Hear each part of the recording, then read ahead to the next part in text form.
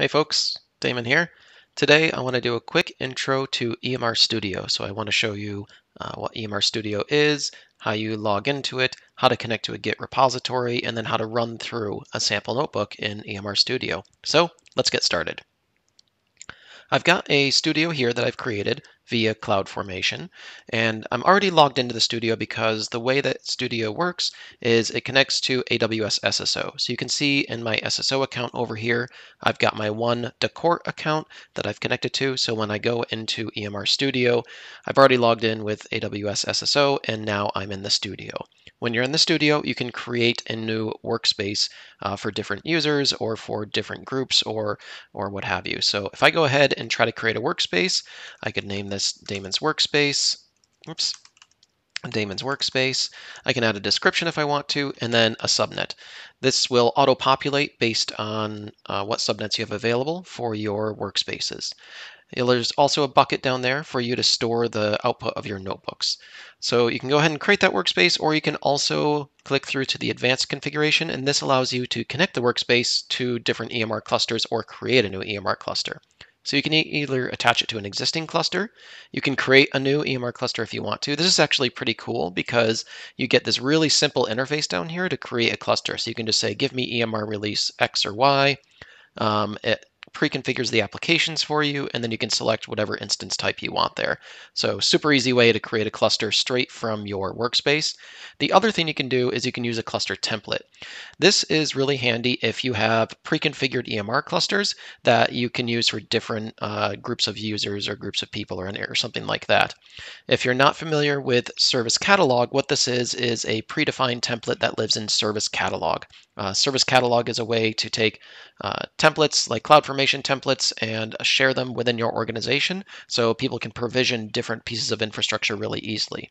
I've got a cluster template that I put in here that is an EMR 6.2 cluster that has matplotlib pre-installed. So matplotlib is data science library to do different types of plotting and whatnot in notebooks. I've also installed basemap, which is a way to put different things on maps, of course. And the reason that I have this cluster pre-created is it also requires installing additional operating system level packages. And so this cluster here, this template, if you select this, it'll go ahead and start up a new cluster with that template and all the stuff pre-installed that you need. So I could go ahead and create workspace here, but I already have my own workspace created. So you can see I've got my Decort workspace that is attached to a cluster. So let me go ahead and open that. The other thing while that's opening, you can also connect EMR Studio to EMR and EKS, and I'll demo that in a later video. So we've got our Jupyter Lab notebook spinning up here. And like I said, I've already got this attached to an EMR cluster. So this should spin up, and I can click over here, and I can see that I'm attached to my EMR Studio matplotlib cluster. If I go to my file browser, we've already got a nice little decort notebook. I can select my kernel, and I can immediately start going in here and doing some fun coding and editing or what have you. So that's that. But one of the things that we want to do is we want to be able to connect to a Git repository as well. So I've got a Git repository full of demo code. And for this specific demo, inside of EMR Studio, I've got a notebook that I'm going to use to draw a map of the weather on any given day since about 1979. So let's go back to EMR Studio, and I'll click on the Git repository button here, and I can add a new Git repository. So I'll just call this one demo code. Oops. I'll add the repository URL and the branch name. Now, if I wanted to, I could add in my Git credentials here to connect to the repository so I could write back to the repository. But right now, I'll just use this public repository without credentials. That allows me to pull down the notebook files. So I've created this new repository. You can see I've done it a few times before already. So let me go ahead and link that repository with my studio. So all this is doing in the background, it's going out to GitHub, connecting to the repository, and cloning the repository into my workspace. So that can take a little bit just to do the git clone and pull that out all down. But once that's done, what I should be able to do is I should be able to go into my repository inside this workspace here and look at all the files in there. So I'll go to the file browser, and you can see now I've got this demo code folder here. So this is my new Git repository, and this is the repository I was just looking at GitHub. So I'll go into EMR Studio and open this weather day notebook here.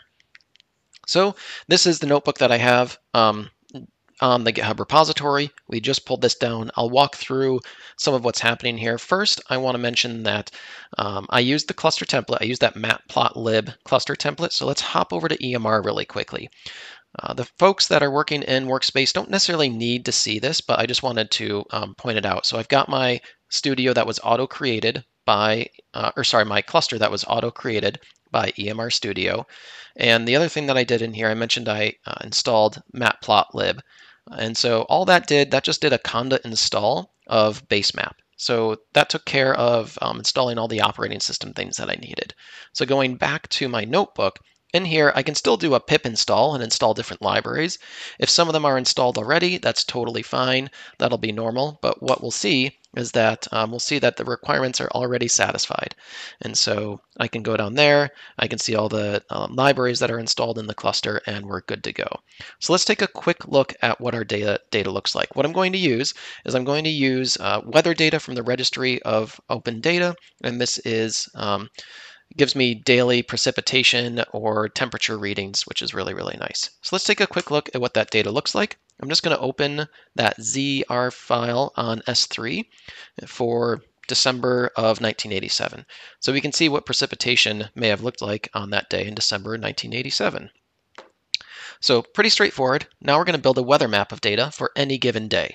So what we'll do is we'll use a combination of input parameters. One of the cool things about EMR Studio is you can actually parameterize the notebooks and run them later on. So we'll do that. And then what we'll do is we'll pull down this data and we'll draw a nice little map. So you can see here, this cell has my weather date, so I'll go ahead and execute that. One thing I want to call out here is this has a parameter tag on it. So if I go into the little wrench icon over here, under Advanced Tools, you can see the cell metadata has this parameters tag on it. What that means is I can run this later and I can override this as an input parameter. So pretty cool. That'll come in handy. The next thing I want to do, I've got a couple utility functions here, just making date strings human readable. Here's a couple functions for reading the data from S3 for air pressure, air temperature, and precipitation amount, and then just converting it into the format that I need. So what I'll do, I'll go ahead and I'll open all that data from S3 for my given weather date. I'll pull out all those values. And then let's go through and execute a few of these. And then I'm just going to use matplotlib to go ahead and draw myself a map of the weather on that given day. So we plot the temperature data, we plot the sea level pressure, and then we also plot the precipitation. So I'll go ahead and hit enter, and that'll pull in all that data. And then we can see here's the weather for January 13th, 2020. Pretty cool. You can see all the different temperature gradients, pressure gradients, all that kind of stuff. So awesome. We've just gone ahead, created a notebook, ran it through, and did that really easily, connected it to the Git repository. So the other thing I want to show is how can we run this again for a different date. So I've got a little demo over here, and what I can do is I can use this AWS EMR start notebook execution command. I need the editor ID, which just I can pull that out from there. So let me actually go in and get the correct editor ID. Put that in there. I can add my notebook parameters. So this is the weather date that I mentioned before. I'm going to change this to February 12th of 2021. There was a big snowstorm in Seattle that day, so I kind of want to see what the weather looked like for that day. I add the path to my notebook, so that is the demo code EMR Studio Weather Day notebook. And then I need the execution engine too, which is going to be the cluster. You can find this if you go back out to your EMR Studio here. You can change the settings here to look at both the ID of the workspace as well as the cluster that it might be connected to. So you can see that we are connected to this J20 cluster here. So that's what I'm going to use in my execution engine. And then of course you need a service role that's going to execute it. So I'm just going to go ahead and run that. And what this will do is this will submit a new command to the EMR API to say, hey, go and run this specific notebook in with this specific engine and this specific parameter. And EMR goes, downloads that notebook, spins it up, adds in the parameters, and runs it through. So let's take a quick look at what that looks like. I can describe my notebook execution, and I can put in the notebook execution ID. And we can see down here that right now it's starting. So the EMR cluster is going ahead, starting that notebook, and it's going to run through that entire notebook that I just had with the parameter that I specified. So this is pretty cool because you can run these through as part of your workflows. You can add this to Apache Airflow if you wanted to run notebooks through Airflow or what have you. And we can see that that's going ahead and running now, so that should finish up pretty quickly here. So what happens when this runs? It pulls down that notebook, it runs it through, and then it's going to put it back out on S3. So you can see there's this output notebook URI here. And this puts the notebook output back to S3. So anytime you run these notebook executions, the output of the notebook gets dumped back to S3. So let's see if this is done now. It looks like it's finishing up. I'm going to go ahead and copy that notebook to weather output, a local file here. And what I'll do is I'm just going to go ahead, so it's copying that down, all good. I'm going to go back to my EMR Studio here. I'm going to go back to my workspace, and in my file browser, I'm going to upload this output file to my file browser. So I'll click the upload button, select weather output, and that takes a minute just to kind of upload that back to your workspace. And so in a second here, that should show up. So now we've got our weather output. And if I go here, this is the same exact notebook that we saw before, and it just went through and ran through the notebook. The one thing I do want to call out is now you see right below this parameter cell that I had here, this is the input parameter that I specified. So in my default notebook, I had 2020-01-13, and then with the EMR notebook execution, I specified February 12th. So if I scroll down, here's my image output for February 12th. Holy cow! You can see it was pretty cold that day. Huge cold sweep coming down into the US, and over there in Seattle, you can see pretty cold over there as well. So super easy to also take your notebooks and run them through with the start notebook execution command and inject parameters into the notebook.